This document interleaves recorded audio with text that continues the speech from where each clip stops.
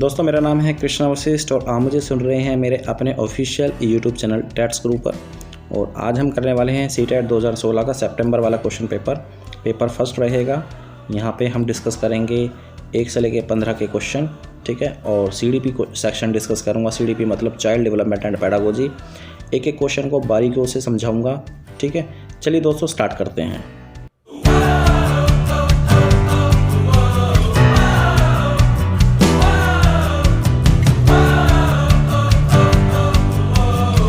Hello दोस्तों, this is Krishna Vashishtha. और जैसे कि मैंने आपको बताया, आज हम करने वाले हैं 2016 का क्वेश्चन पेपर फर्स्ट है, यानी कि पीआरटी। और ये सितंबर मंथ में हुआ था, सितंबर मंथ का पेपर है ये।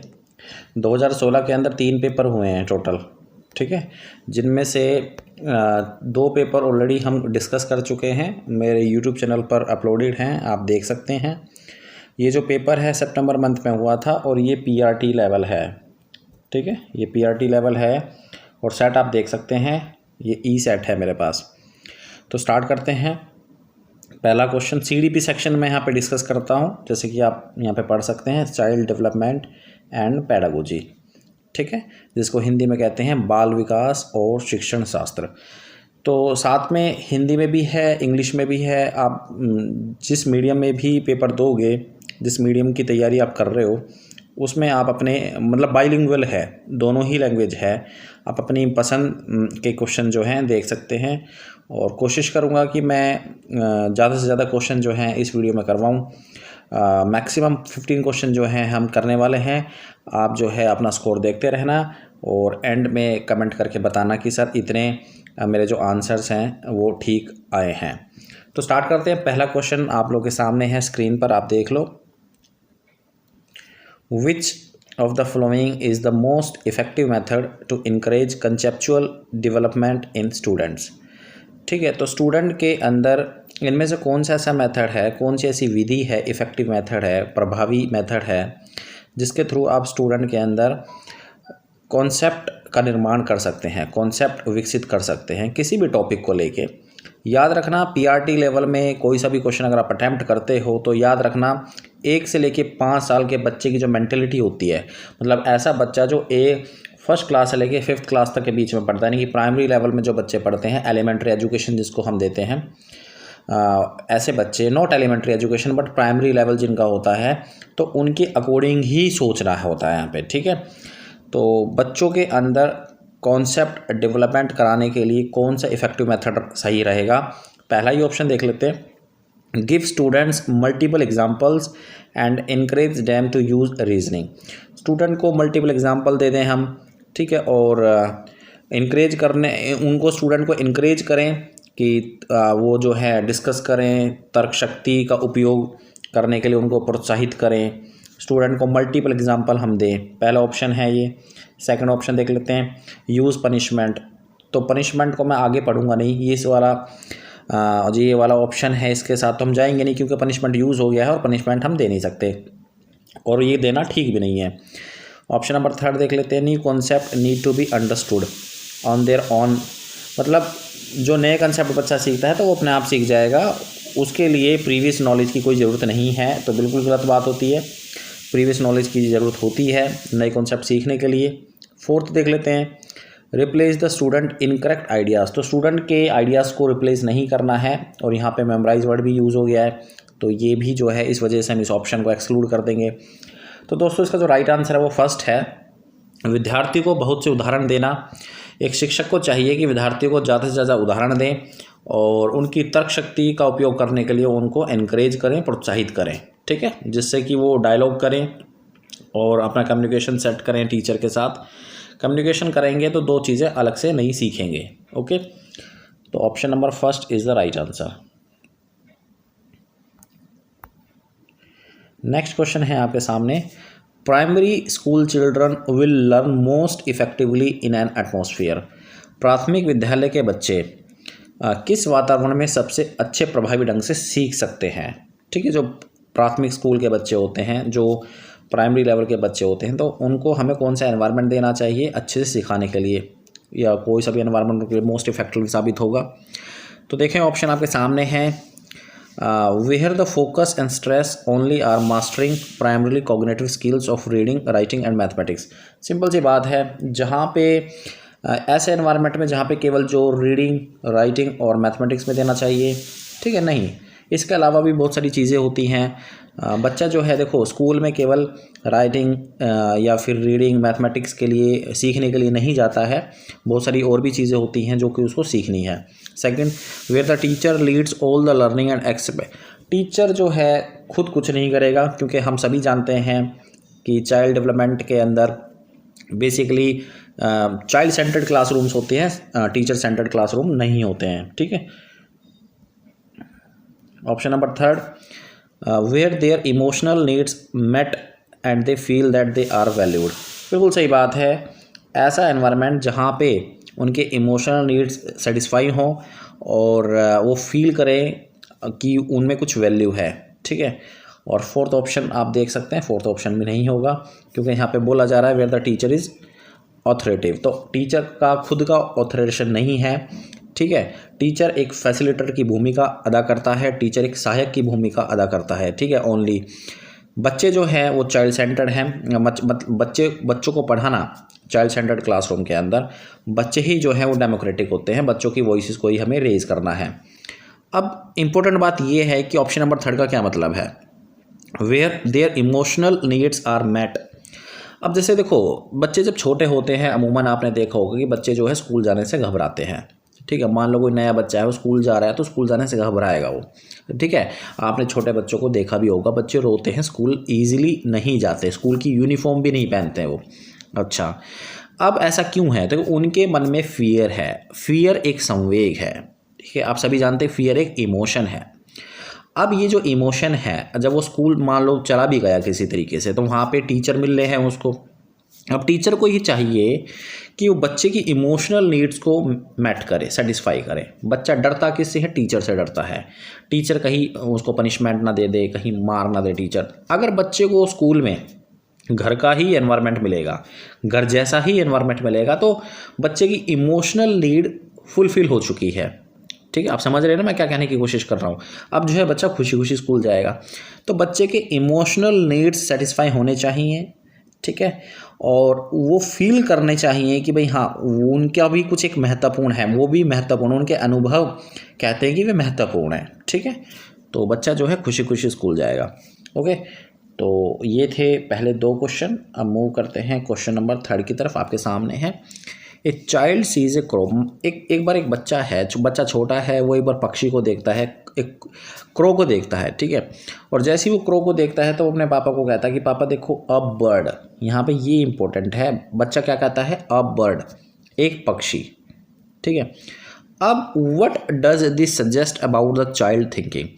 अब ये क्या सजेस्ट करता है चाइल्ड की सोच को लेके। अब तीन ऑप्शन है यहाँ पे, ABC की फॉर्म में आप पढ़ सकते हैं। The child has previously stored memories, ठीक है। The child has developed the concept of a bird. The child has developed some tools of language to communicate her experience, ठीक है। ऑप्शन आपके सामने है, देख सकते हैं। तो बच्चे की सोच क्या बताती है यहाँ पे, देखो सबसे पहले मैं आपको बताता हूँ कि बच्चे ने बर्ड बोला है, मतलब एक क्रो को देख के उसने बर्ड बोला है, और हम सभी जानते हैं क्रो एक पक्षी है। तो बच्चे ने पक्षी का जो स्कीमा है अकॉर्डिंग टू जीन पियाजे वो डेवलप कर लिया है, ठीक है। पहली बात तो ये, तो ऑप्शन बी तो यहाँ पे करेक्ट हो जाएगा। उसके बाद बात करते हैं, the child has developed some tools of language. इसका क्या मतलब है, बच्चे ने कहा अ बर्ड, बच्चे ने क्या कहा, अ बर्ड, ठीक है। बर्ड भी कह सकता था, पापा देखो पक्षी जा रहा है, उसने आ लगाया क्योंकि एक ही पक्षी था, तो बिल्कुल करेक्ट है वो। तो उसने अपने इमोशन को एक्सप्रेस करने के लिए, अपने अंदर जो चीज़ें उठती हैं उसको एक्सप्रेस करने के लिए लैंग्वेज भी थोड़ी बहुत सीख ली है, ठीक है। वो एक्सप्रेस भी करता है, लैंग्वेज के टूल भी उसको समझ में आ रहे हैं, विकसित कर लिए हैं। तो यानी कि ग्रामेटिकली उसने सही कहा अ बर्ड, क्योंकि पक्षी एक ही है, ठीक है। अब यहाँ ए ऑप्शन नहीं है, क्योंकि ए ऑप्शन में देखो एक तो मेमोरीज दे दिया है, और मेमोरीज मैंने आपको बता दिया कई बार कि साइकोलॉजी के अंदर बहुत ही नेगेटिव वर्ड होता है। बच्चे की स्मृतियाँ पहले से ही भंडारित होती है, पहले से भंडारित नहीं होती। बच्चों को स्मृतियाँ भंडारित करने में टाइम लगता है, ठीक है, विकसित करने में टाइम लगता है, मेमोराइज करने में टाइम लगता है, बच्चों को स्कीमा बनाने में टाइम लगता है। ओके, तो इसका जो राइट आंसर है वो ऑप्शन नंबर फोर्थ है, आप देख सकते हैं option number 4 is the right answer.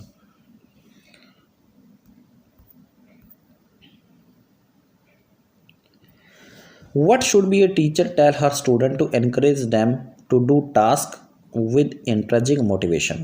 कोई शिक्षिका अपने विद्यार्थियों को क्या कहे कि क्या कहे कि उन्हें भीतरी प्रेरणा के साथ कार्य करने के लिए प्रोत्साहित कर सके। तो बेसिकली ये एक शिक्षक है या शिक्षिका है, वो बच्चे के अंदर इंट्रिंसिक मोटिवेशन जागृत करना चाहती है, तो बेसिकली उसको क्या करना चाहिए। ठीक है, सिंपल सा क्वेश्चन ये है। ओके, तो देखो ऑप्शन 4 उदाहरण आपके सामने हैं। काम जल्दी पूरा करो तो तुम्हें एक टॉफ़ी मिलेगी। ठीक है, तो इस ऑप्शन को तो हम सिरे से खारिज कर देते हैं, क्योंकि टॉफ़ी देना बच्चों को एक्सट्रिंसिकली मोटिवेट करना होता है। ठीक है। Second option, try to do it you will learn. बच्चे जो हैं खुद ट्राई कैसे करेंगे जब आप सिखाओगे ही नहीं। अगर ऐसा होता है तो बच्चे फिर घर पे ही बैठ के लर्न करेंगे, क्योंकि बच्चे घर पे भी कोशिश करते हैं। Come on finish it before she does. तो इसका जो राइट आंसर है वो है ऑप्शन नंबर 3। ठीक है, चलो इसे उसके करने से पहले समाप्त कर लो। तो टीचर ने बेसिकली बच्चे को इंट्रिंसिकली मोटिवेट करने के लिए क्या कहा है कि जल्दी करो, कम ऑन, इसे उसके करने से पहले समाप्त करो। तो बच्चा जो है जल्दी जल्दी इसे समाप्त करेगा, बच्चा जो है इंट्रिंसिकली मोटिवेट हो जाएगा। ठीक है, एक अप्रोप्रिएट ऑप्शन है। 4th भी यहाँ पे परफेक्ट नहीं लग रहा मुझे। Why can't you be like him, क्योंकि यहाँ पे कंपेयर की भावना जागृत हो रही है। ठीक है, आप कंपेयर करना गलत होता है, आप एक बच्चे को दूसरे बच्चों के साथ कंपेयर नहीं कर सकते हैं। ठीक है, तो ऑप्शन हो जाएगा इसका करेक्ट 3rd। बात करते हैं क्वेश्चन नंबर 5 की। How can a teacher encourage her student to be intrinsically motivated towards learning for the sake of learning.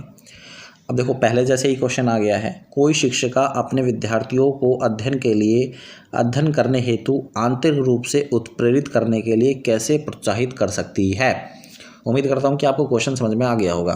ठीक है, अच्छा अब देखो इंट्रिंसिकली मोटिवेट करने हैं बच्चे, तो देखो सिंपल सी बात है, अगर आप ऑप्शन नंबर 1 के साथ जाएंगे तो काफ़ी अच्छा है। देख लो ऑप्शन, बाय सपोर्टिंग दैम, उनको सपोर्ट करें। ठीक है, इंडिविजुअल गोल सेट करने के लिए एंड देयर मास्टरी, फिर उनको मास्टरी करना। जैसे फॉर एग्जांपल मैं आपको बताता हूँ, बच्चे जब छोटे होते हैं तो उनको गृह कार्य मिलता है, होमवर्क मिलता है। मान लो मैथमेटिक्स के टीचर ने उनको कुछ गृह कार्य दिया है, तो बच्चे के सामने गोल सेट कर दें कि आपको बेटा आज ये गृह कार्य ख़त्म करना है, और उसमें जो क्वेश्चन टीचर के तरफ से दिए गए हैं उन क्वेश्चनों को मास्टरी करने के लिए उनकी हेल्प करें, तो ये एक ऑप्शन बन जाएगा। ठीक है, बाकी ऑप्शन देख लो 2nd, 3rd, 4th, ये किसी भी एंगल से नहीं लग रहे, क्योंकि सारे नेगेटिव हैं। By offering tangible rewards, reward हम देंगे नहीं, बच्चा जो है लालची हो जाएगा। By inducing anxiety and fear, बच्चे के अंदर जो है डर और चिंता का भाव प्रकट कर दो या जागृत कर दो, ऐसा कभी हो नहीं सकता। और जो है बाई गिविंग कॉम्पिटिटिव टेस्ट, बच्चों के अंदर जो है बेसिकली कंपटीशन करने की भावना जागृत हो जाएगी, आगे चल के वो जेलेसी फैक्टर भी क्रिएट हो सकता है इससे। ठीक है, तो इसका जो सही आंसर है वो ऑप्शन नंबर 4 है। Option number 4 is the right answer.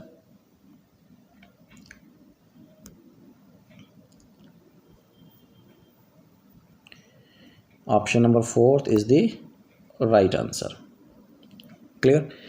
उसके बाद मूव करते हैं क्वेश्चन नंबर 6 पे। In an elementary classroom an effective teacher should aim at the students to be motivated.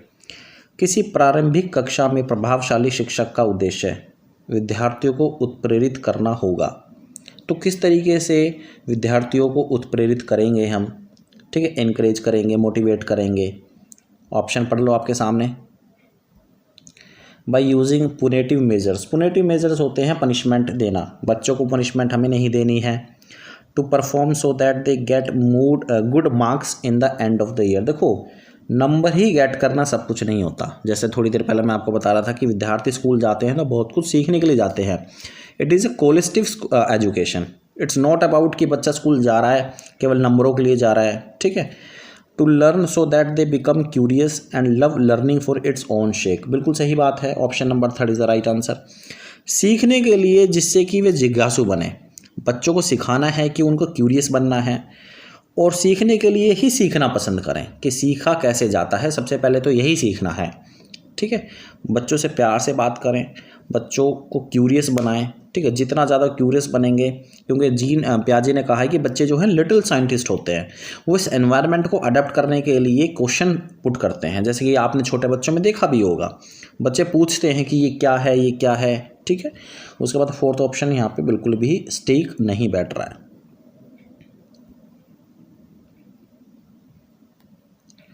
Question number 7th, which one of the following is an example of effective school practice. निम्नलिखित में से कौन सा उदाहरण प्रभावशाली विद्यालय की प्रथा का है, ठीक है। तो आपको एक एग्जाम्पल चूज़ करना है, तो एग्जाम्पल हम चूज़ कर लेते हैं इंडिविजुअलाइज्ड लर्निंग। बच्चों को अगर आप सिखा दो कि बेटा आपको खुद को अपने सेल्फ स्टडी करनी है, खुद को अपनी सेल्फ स्टडी को मॉनिटर करना है, तो बच्चे जो हैं for the shake of next time, जो आगे आने वाला टाइम है, उसमें बच्चे जो हैं अच्छे से कर पाएंगे। तो इंडिविजुअलाइज्ड लर्निंग को हमें बढ़ावा देना है। ये ऑप्शन यहाँ पे अप्रोप्रिएट इसलिए है क्योंकि बाकी ऑप्शन यहाँ पे बिल्कुल नेगेटिव हैं, जैसे कि कॉम्पिटिटिव क्लासरूम, आपको प्रतियोगात्मक कक्षा बना देनी है, तो बच्चे जो हैं कंपटीशन करेंगे, इससे कि जलन की भावना उनके अंदर क्रिएट हो जाएगी। कॉन्स्टेंट कंपैरेटिव इवोल्वेशन, तो वो भी नहीं करना है, बच्चों के ऊपर स्ट्रेस बढ़ जाएगा। या फिर कॉर्पोरल पनिशमेंट, शारीरिक दंड बच्चों को देना, तो ये तो अपराध है, ठीक है, आपको जेल भी हो सकती है इसके लिए, आपको पता है। तो ऐसा डांटना, इवन डांट ही नहीं सकते, शारीरिक दंड तो बहुत दूर की बात है। तो इंडिविजुअलाइज्ड लर्निंग जो है उसको हमें बढ़ावा देना है, बच्चा जो है अपने तरीके से ही सेल्फ स्टडी करे। The cephalocaudal principle of development explains how development proceed. Cephalocaudal आप सभी ने पढ़ा होगा, एक डेवलपमेंट है, प्रॉक्सी मोडिस्टल या फिर स्फेलोकोडल, दो तरह के डेवलपमेंट होते हैं, अलग अलग डेवलपमेंट होते हैं। हेड टू टो होता है, कहाँ से कहाँ तक होता है, विकास की डायरेक्शन आपको बतानी है, विकास की दिशा आपको तय करनी है, ठीक है। तो आप उसको सभी को पता है, ये फिजिकल डेवलपमेंट है, फिजिकल डेवलपमेंट का डायरेक्शन हमें बताना है इसमें, ठीक है। तो सिंपल सी बात है, इसमें जो आंसर हो जाएगा वो हेड टू टो हो जाएगा। बाकी ऑप्शन आप पढ़ सकते हैं, वो कहीं से भी डायरेक्शन को आइडेंटिफाई नहीं कर रहे हैं, ठीक है। हेड टू टो इसका राइट आंसर है। चलते हैं आगे, आप नोट्स भी बना सकते हैं अपने, question by question. Which of the following is a sensitive period pertaining to language development. भाषा विकास के लिए सबसे संवेदनशील समय निम्नलिखित में से कौन सा है, ठीक है। भाषा विकास के लिए देखो, चॉम्स्की ने बताया था, चॉम्स्की का कॉन्सेप्ट है ये, चॉम्स्की ने बताया था। और ये सारे जो टॉपिक यहाँ पर डिस्कस हो रहे हैं बेसिकली, वो मेरे यूट्यूब चैनल पर हैं, टैट्स ग्रुप पर हैं अपलोडेड, आप देख सकते हैं, अपने कॉन्सेप्ट को क्लियर कर सकते हैं। और चॉम्स्की ने बेसिकली क्या बताया कि जो अर्ली चाइल्डहुड का पीरियड है, जो आपका प्रारंभिक बचपन काल का समय है, जब स्टार्ट होता है चाइल्डहुड, तो वो जो पीरियड होता है बड़ा ही सेंसिटिव होता है, ठीक है, बड़ा ही संवेदनशील होता है। और उसमें बच्चा जो है लैंग्वेज, अपने आप को एक्सप्रेस करने के लिए लैंग्वेज सीखता है, अपने आप को एक्सप्रेस करने की कोशिश करता है। आपको चाहिए कि बच्चे के साथ कॉन्स्टेंटली बातें करें, ज़्यादा से ज़्यादा उनको बढ़ावा दें, ठीक है। तो ये पीरियड बड़ा ही संवेदनशील है। अगर बच्चा नहीं सीखेगा इस पीरियड के अंदर, तो उसको आने वाले टाइम में दिक्कतों का सामना करना पड़ सकता है।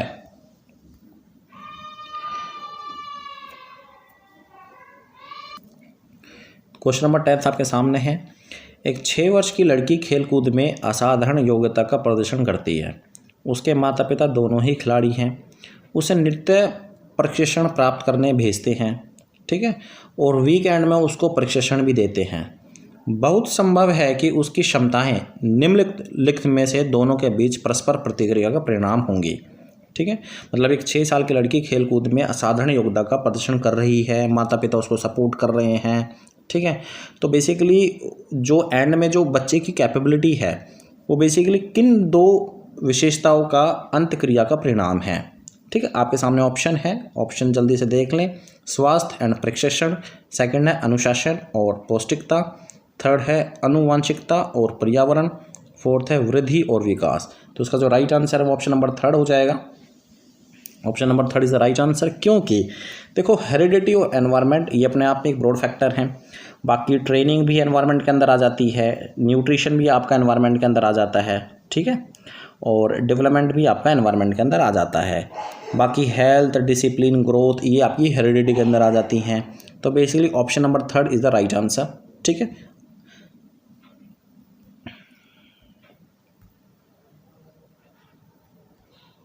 Which one of the following are secondary agent of socialization. ठीक है, तो आपको सेकेंडरी एजेंट चाहिए, तो सीधी सी बात है, मैं कई बार पढ़ा चुका हूँ इस चीज़ को। School and neighbourhood, school and neighbourhood हो जाएगा सेकेंडरी, क्योंकि जो प्राइमरी होता है वो होता है फैमिली, और फैमिली यहाँ पे तीनों ही ऑप्शन के अंदर इंक्लूडेड है, तो हम फर्स्ट सेकंड थर्ड को तो काउंट करेंगे नहीं, तो इसमें फैमिली नहीं है फोर्थ वाले ऑप्शन में, विद्यालय और पास पड़ोस। ठीक है, option number 4 is the right answer.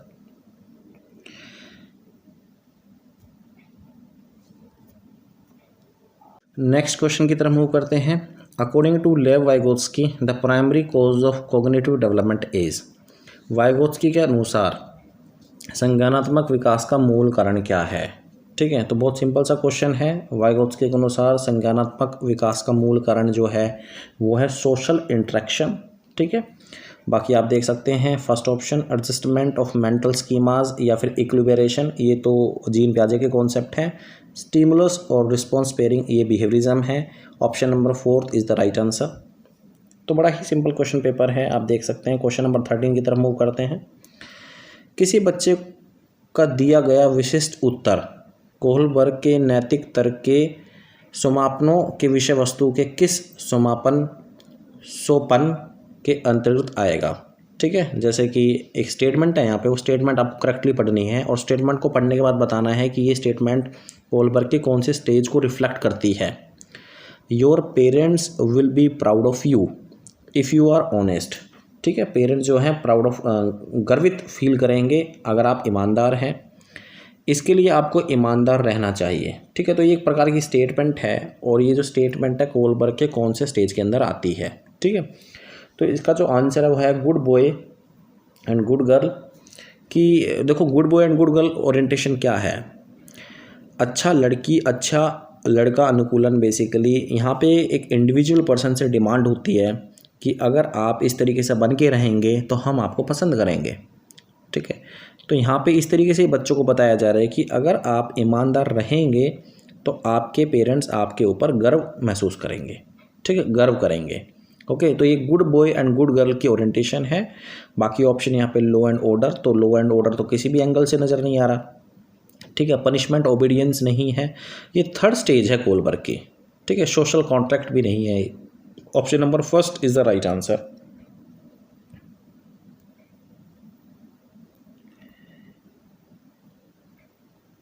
According to Jean पियाजे which of the following is necessary for learning. तो जीन पियाजे के अनुसार अधिगम के लिए निम्नलिखित में से कौन सी चीज़ आवश्यक है।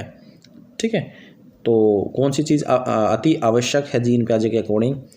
Active exploration of the environment by the learner.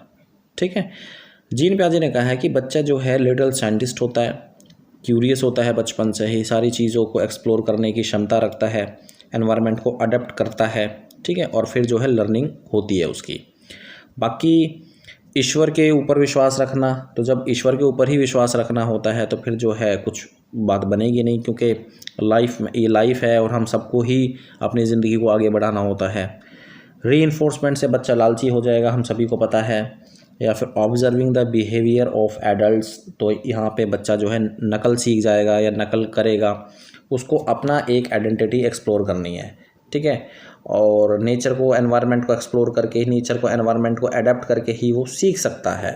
शिक्षार्थी के द्वारा पर्यावरण की सक्रिय खोजबीन।